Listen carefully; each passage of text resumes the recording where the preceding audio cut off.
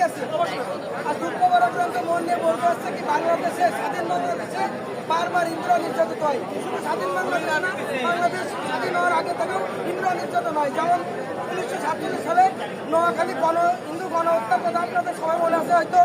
মসজিদে মাইকিং করে মেরেছিল, মসজিদে মাইকিং করে হিন্দুদের মেরেছিল। ইভেন 1952 সালে আজকে কথায় কথায় মুসলমান ভাইয়েরা যারা